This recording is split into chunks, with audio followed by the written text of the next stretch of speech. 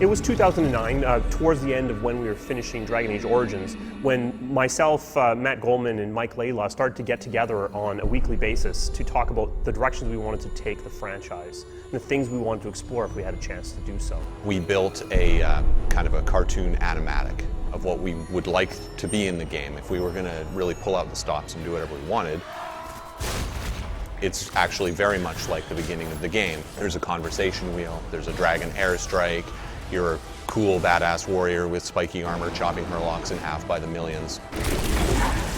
It was exciting. It was like, wow, man, can we actually pull that off? Can we feel like the party works together to demolish foes rather than having their disparate abilities? So brainstorming with the core leads on Dragon Age is pretty exhilarating. I really love to lead him astray with crazy ideas. Every time we would talk, I'd start talking about how every piece of our art would involve Ulrich von Hawk, the lycanthrope character of our game, howling and like tasting his own blood. Anyways, it kind of got out of control after a while, so I had to drop it. But it was pretty fun while it lasted.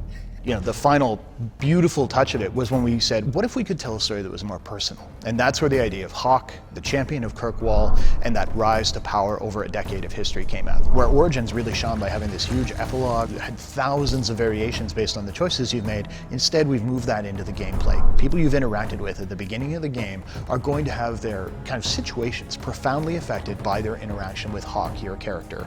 If getting the relic gets Castillon off your back, then I'll help you retrieve it.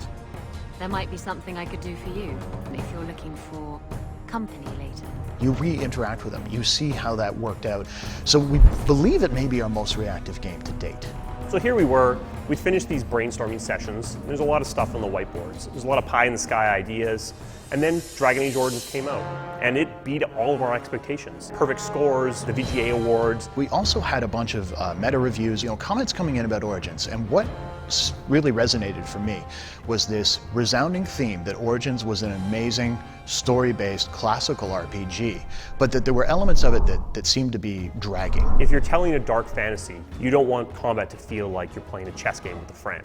So that seemed to be the reviews. No one was really panning the game to me. It let you have this cool tactical experience, and obviously the story was intense, well loved. But the question for me was, is there any way that we could just take the RPG concepts, the very core tenets of it, and move it forward into a newer feel, something that would work as well on the consoles as it did on PC? We've really stuck to our vision. We've kept what was good about Origins and shaved off the edges and made something really unique. Matt wanted much more composed imagery, places that played up the character. I wanted combat that felt like it wasn't silently rolling dice behind the scenes, that felt like when I was pushing a button, it was responding and my characters were responding accordingly. But because it looks faster, because it's got a character with a voice, because of this historical story we're going to do, it ran the risk of people saying, oh my God, that is so different.